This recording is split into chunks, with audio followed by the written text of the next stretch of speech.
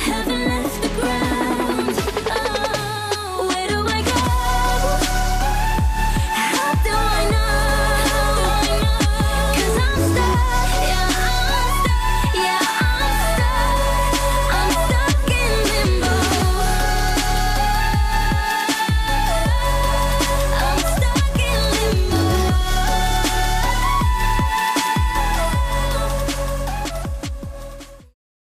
Hallo zu einem neuen Technik-Review und Unboxing-Video inklusive Giveaway.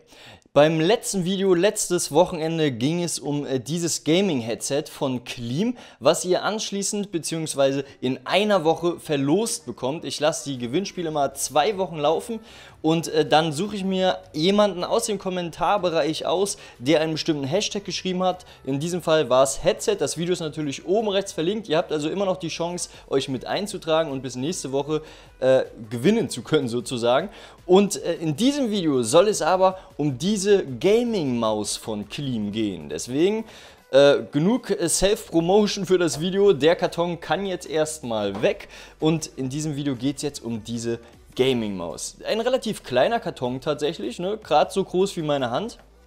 Naja gut, es ist eine Maus, die soll ja auch in meine Hand passen.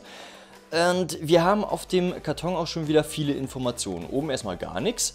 Hier vorne natürlich der Cleem Skill. Das ist also die Cleem Skill Maus mit 500 bis 4000 Dots per Inch. Das ist die Genauigkeit für Mäuse. LED-Beleuchtung, Colorful LED, das heißt mehrfarbig anscheinend auch hier. Ne? Das werden wir nachher noch sehen. Hier oben scheint es auch zu leuchten. Gucken wir uns alles noch an. No Driver, das heißt Plug and Play. Perfekt, so gefällt mir das. An der Seite wird noch aufgezeigt, wie toll scheinbar die Griffe an der Seite gemacht sind. Steht da irgendwie noch Anti-Skid Leather Texture. Oha, das heißt, das könnte tatsächlich Leder sein. Also in der Beschreibung hier unter steht, dass es auf alle Fälle kein richtiges Leder ist. Es ist nur eine lederartige Textur. Das heißt, das soll sich so wie Leder anfühlen, die Oberfläche, was dafür sorgt, dass es selbst bei schwitzigen Händen oder in Stresssituationen trotzdem dafür sorgt, dass ihr die Maus richtig mit ordentlich Grip in der Hand behalten könnt und eure Bewegung zu 100% kontrollieren könnt. Auf der anderen Seite Cleem Omron Micro Switches. Die Mausklicker, linke und rechte Maustaste und ich hoffe auch das Mausrad sind also für mindestens 20 Millionen Klicks ausgelegt und haben also eine ziemlich lange Laufzeit und eine exzellente Touch-Response. Das klingt schon mal ganz gut und dazu noch ein Gaming-Weight Scroll Wheel. Auch hier wird nochmal betont, dass es also so eine eine Gummioberfläche, was perfekt dazu ist, um nicht abzurutschen, das alles genau zu machen. Es ist eine durchschnittliche Bremsung drin beim Drehen sozusagen und ja, es ist perfekt für das Competitive Game Design, hätte ich beinahe gesagt. Also vor allen Dingen Ego-Shooter, wenn man Waffen wechseln will, dafür ist es ausgelegt. Hier hinten eine ziemlich ausführliche Beschreibung, auch ziemlich klein geschrieben. Ich bezweifle, dass ihr das lesen könnt in der Kamera, da irgendwann der Fokus halt auch weggeht, ne? Large Slippery Rollers haben wir schon gesehen, Excellent Touch Response, LED DPI Indicator, das heißt, diese LED, der LED-Stripe hier oben, der gibt an, ihr seht hier schon so eine Messzeile daneben, so wie so ein Lineal, der gibt an, auf wie viel DPI die Maus gerade eingestellt ist. Ihr könnt also locker, ganz easy im Spiel die DPI wechseln, mit den Knöpfen hier dann wahrscheinlich, das werden wir uns auch noch angucken. Und so sozusagen die Empfindlichkeit verändern. Das ist vor allem eben in Ego-Shootern, wofür diese Maus scheinbar ausgelegt zu sein scheint, also zumindest dafür ist sie spezialisiert, ist das gar nicht so schlecht. Wenn man zum Beispiel als Scharfschütze spielt und normal läuft, vielleicht eine Pistole in der Hand hat, da ist das gut, wenn man eine relativ hohe Empfindlichkeit hat. Aber sobald man sich irgendwo in die Ecke gesetzt oder gelegt hat und im Zielfernrohr ist, muss man sich ganz langsam bewegen können. Und wenn man dann eben größere Mausbewegungen machen kann, aber der Punkt sich nur minimal bewegt, kann man viel genauer zielen. Dafür ist das Ding ausgelegt und das kann man in-game ganz schnell ändern. Das ist perfekt. Bei den kleinen Daten, ich lese euch mal die wichtigsten Sachen vor. Es sind 7 Knöpfe bis zu 4000 dpi, bis zu 6400 FPS. Ich denke mal, das werden die wenigsten Rechner von euch hinbekommen. Und ein Gewicht von 152 Gramm, plus minus 10 Gramm. Das sind so die wichtigsten Sachen. Es ist ein White-Handed Ergonomic Design. Passt also unbedingt auf, wenn ihr diese Maus gewinnen wollt. Die ist vor allen Dingen für Rechtshänder ausgelegt. Wenn ihr Linkshänder seid natürlich und die Maus mit rechts bedient, dann ist das überhaupt kein Problem. Allerdings mit links könnte es hier Probleme geben, da die tatsächlich darauf ausgelegt ist. Genug von der Verpackung, mehr haben wir hier wirklich nicht drauf. Es ist schon einiges hier drin. Ich will das Ding jetzt aufmachen und das mache ich auch. Messer ist da, wieder ganz vorsichtig aufmachen. Ist er? Nein, hier kann ich ganz einfach so mal hier oben lang schneiden. Und dann machen wir das mal ganz vorsichtig. Ach, das sind immer diese blöden an der Seite. Die kriege ich nie auf, ohne sie kaputt zu machen. Wartet mal ganz kurz. Ha, ich hab's hinbekommen. Perfekt. So, der Deckel ist auf. Ihr kriegt das Ding natürlich dann auch so zugeschickt, deswegen muss ich hier mal ein bisschen vorsichtig sein. So, hier haben wir auch wieder den Brief, den wir auch schon aus dem Headset-Paket kennen. Den machen wir natürlich auch nochmal auf. Vielleicht ist hier noch was anderes drin. Ich bezweifle es aber ganz stark. Hier sind dann auch nochmal, ja genau, die Clean-Sticker drin, der Pass, wo nochmal alle Daten für den Testservice für Privatpersonen drin stehen, wo ihr dran teilnehmen könnt. Und nochmal so ein kleines Produktdatenblatt. Das packen wir hier alles wieder schön rein. Zack, machen den Brief wieder zu und legen den erstmal beiseite. So, jetzt geht es hier auch schon zu dem Hauptprodukt. Wir ziehen die Maus hier einmal raus. Maus raus. Ja gut, ein kleiner Produktdatenzettel wieder mit ein paar Beschreibungen der Knöpfe dazu. Den packe ich hier mal wieder mit rein. Das brauchen wir, denke ich, nicht. So viele Knöpfe sind es ja nicht, 7 Stück. Ein Kabel. Steht die Kabellänge hier eigentlich drauf? Beim Headset stand sie mit auf der Verpackung drauf. Hier scheinbar nicht, dann gucke ich doch nochmal auf das Produktdatenblatt. Da steht es leider auch nicht drauf. Dann müssen wir entweder nachher mal, muss ich schätzen oder mal nachmessen. Also 3 Meter, es könnten auch 3 Meter sein, beim Headset sind es ja 3 Meter.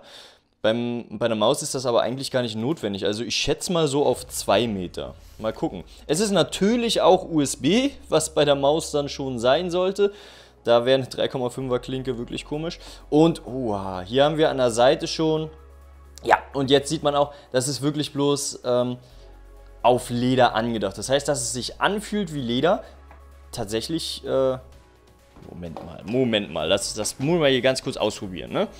Hand drauf.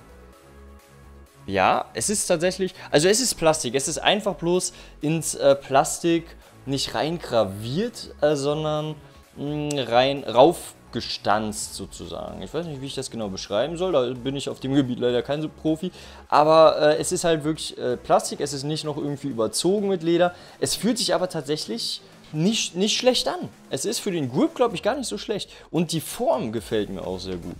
Die Form gefällt mir ziemlich gut. Man kann den Daumen gut ablegen hier auf der Seite, kann ich ja auch hier oben machen, ne? Man kann den Daumen hier auf der Seite ganz gut ablegen, hat dann den Grip, hat hier noch 2 Tasten vor und zurück. Die gefallen mir also ich würde mir nie eine Maus nochmal kaufen, die diese Tasten nicht mehr hat. Das ist vor allen Dingen im Browser oder so auch perfekt zum Vor-, Zurück der Seiten. Hat auch in vielen anderen Programmen sehr gute Auswirkungen. Das Mausrad, also es ist tatsächlich ein Mid-Range, sage ich mal. Also ich habe auch schon Mausräder gehabt, wo deutlich höher die Einumdrehung war. Ich gucke mal, ob ich das irgendwie, so dass ihr es seht, wie weit das gedreht wird. Es ist immer so eine kleine Drehung ist das immer. Das ist immer, also es ist stufenweise, das auf alle Fälle. Es gibt auch Mausräder, die sich so durchdrehen lassen. Oder noch geiler, Logitech hat, glaube ich, dieses Prinzip, wo du das Mausrad klickst und dann lässt es sich durchdrehen. Und wenn du es dann nochmal klickst, dann ist es wieder so stufenweise. Das hier ist nur stufenweise, lässt sich leider nicht umstellen, wenn ich das richtig sehe. Das ist ein Fussel, den mache ich gleich noch weg hier, das kann ja gar nicht sein. Und hier sind die DPI-Einstellungsknöpfe. Und hier haben wir jetzt auch die Skala nochmal. Ne? Mal 1000 muss man das rechnen. Hier ist der Start und hier geht das dann 0,5, 1, 1,5 bis 4 hoch und das ist dann auch Max. Und hier wird dann die Beleuchtung sein, das Clean-Logo natürlich und einige LED-Stripes. Unten stehen auch noch ein paar Informationen. Rating 100 mAh, made in China, 5 Volt, also nichts großartig weiter, was wichtig wäre. Eine TÜV-Plakette und ja, einige LED-Stripes habe ich gesagt, genau. Hier unten wird dann wahrscheinlich beleuchtet sein, hier wird beleuchtet sein und das Mausrad wird beleuchtet sein. Ja, und das schauen wir uns gleich auch nochmal an. Da sind wir auch schon im Technik-Review zur Skill von Cleam. Das ist diese schicke Maus hier, die schon total blinkt und leuchtet und viele Einstellungsmöglichkeiten hat und die ich jetzt mal gerade ein bisschen probiert habe. Zusammenfassend zu sagen, es ist eine Maus. Also viel lässt sich bei Mäusen jetzt nicht unbedingt sagen, aber natürlich hat die ein paar coole Gimmicks, auf die man eingehen sollte. Zum Beispiel, ja, erstmal würde ich, sage ich mal, anfangen mit den ganzen LEDs, die hier leuchten, die hier leuchten, die hier leuchten. Die haben immer eine ganz bestimmte Farbe. Und zwar hängt diese Farbe von den DPI-Stufen ab, die gerade eingestellt sind. DPI sind die Dots per Inch. Das bedeutet die Geschwindigkeit, mit der sich euer Mauszeiger bewegt. Den kann man normalerweise in den Windows-Einstellungen einstellen, aber bei manchen Mäusen mittlerweile eben auch schon direkt an der Maus. Wie zum Beispiel hier. Ihr habt hier zum Beispiel die beiden Tasten hoch und runter. Damit könnt ihr eben diese DPI-Stufe einstellen. Die blinkt eine Zeit lang immer dauerhaft, dann geht die einmal nach links und rechts und blinkt wieder dauerhaft. Und wenn ihr hier draufklickt, dann seht ihr das vielleicht, geht immer eine LED weg. Insgesamt, wenn ihr hochklickt, geht das natürlich wieder nach oben. Insgesamt sind hier 2, 4, 6, 8 LEDs drin, 2 rote, 2 grüne, 2 blaue und 2 weiße LEDs. Wie gesagt, eine immer weg und jede zweite ändert sich die Farbe des leuchtenden LEDs hier unten und diese Streifen hier unten. Und natürlich leuchtet hier dann eben auch weniger, sobald das mal aufgehört hat, sich zu bewegen. Außerdem, das darf man natürlich nicht vergessen, hier oben im Mausrad ist auch noch eine kleine LED versteckt. Die sieht man jetzt im Hellen gar nicht so doll, genauso wie man hier die Farben auch nicht so doll sieht. Ihr seht natürlich gleich auch nochmal Aufnahmen im Dunkeln, wo ich die Maus gezeigt habe oder aufgenommen habe, damit ihr das so ein bisschen besser seht, wie das ist, wenn ihr mal so eine Nacht durchmachen wollt mit dieser Maus. Das sind aber nicht die einzigen beiden Knöpfe, die besonders sind, neben der Skala natürlich, die hier drauf steht. Ich zeige euch jetzt übrigens auch noch mal ganz kurz, bevor ich weitermache, einen Ausschnitt, wie sich das verhält, wenn man diese beiden Knöpfe eben abwechselnd mal ein bisschen drückt und ein bisschen hoch und runter schaltet. Ihr seht, wenn ich den Zeiger nach oben drücke, wird der Mauszeiger schneller bei derselben Bewegung und wenn ich den Pfeil nach unten drücke, dann wird der Mauszeiger langsamer. Neben den beiden Tasten, die direkt hier oben mit zusätzlich drauf liegen, haben wir auch noch an der Seite 2 zusätzliche Tasten. Die sind wie bei den meisten Mäusen mittlerweile zum Vor- und Zurückgehen. Zum Beispiel auf Webseiten, also im Browser. Dort habt ihr immer einen Pfeil nach vorne oder zurück. Es hat teilweise auch noch in anderen Anwendungen eine Bedeutung. Das hängt je nach Spiel, je nach Programm, kann das auch noch zusätzliche Belegungen haben. Sie lassen sich natürlich in Spielen zum Beispiel meistens auch extra konfigurieren. Das heißt, wenn ihr irgendwo eine Tastenbelegung ändert, könnt ihr auch diese Maustasten drücken und dafür wird ein Shortkey erstellt. Das funktioniert allerdings nicht in allen Programmen oder Spielen. Was leider auch nicht funktioniert, ist das ganze Ding zu konfigurieren. Es wird natürlich damit geworben, dass es driverlos ist. Man muss nichts installieren, es ist wirklich den USB-Anschluss reinstecken und wenige Sekunden später kann es losgehen. Allerdings hat das auch den Nachteil, dass man dieses LED, das die ganze Zeit hin und her geht zum Beispiel, oder die Farben davon nicht eigens konfigurieren kann. Ich kann das von anderen Mäusen zum Beispiel, dass mit der Maus mit noch eine kleine CD zum Beispiel geliefert wird, wo man ein Programm installiert, da ist meistens bloß eine Echse oder so drauf und dort kann man ganz einfach ein eigenes Farbprofil zum Beispiel erstellen. Oder die Tastenbelegung bereits in diesem Programm umändern. Oder zum Beispiel die Schritte der DPI, die gemacht werden, ändern. Also das hängt ganz von der Maus ab. Bei dieser geht es, wie gesagt, leider nicht. In meinen Augen ein klarer Vorteil ist natürlich auch diese Oberfläche an den Seiten. Das ist, ja, um einen besseren Grip zu haben und das funktioniert eigentlich auch ziemlich gut. Also das Gefühl ist nicht so, oh, jetzt habe ich mitten in die Kamera geleuchtet, ne? Das wollte ich gar nicht, das tut mir leid. Das ist natürlich für einen besseren Grip an der Maus beim Bewegen. Allerdings ist auf der Packung beschrieben, dass das so ein lederartiges Gefühl vermitteln soll. Das kann ich jetzt nicht unbedingt bestätigen. Also es ist ein anderes Gefühl, es verleiht definitiv mehr Grip beim Bewegen, aber als Leder würde ich das noch nicht bezeichnen, da das halt wirklich bloß in das Plastik reingestanzt ist. Es ist aber definitiv trotzdem ein positiver Punkt an dieser Maus. Das war's dann auch erstmal wieder für das kleine Technik-Review von dieser Maus. Ich hoffe, es hat euch gefallen. Schreibt natürlich unten den Hashtag Maus in die Kommentare, ganz egal aus welchem Land ihr kommt. Ich lose das ja per Zufallsgenerator in 2 Wochen aus und dann geht die Maus auch dahin, auch wenn ihr in Amerika oder in Kambodscha sitzt. Das kriegen wir schon hin. Es gibt vielleicht einige Länder, wo es nicht geht, wo die Post nicht hinsenden will, aber prinzipiell sollte es alles kein Problem sein. Also schreibt den Hashtag Maus in die Kommentare. Oh, jetzt habe ich den Knopf gedrückt. Nicht, dass ich irgendwas beendet habe. Nö, Aufnahme läuft noch. Gut, und dann würde ich erstmal sagen, jo, bis zum nächsten Video, schaltet auch dann wieder ein und auf Wiedersehen. Heaven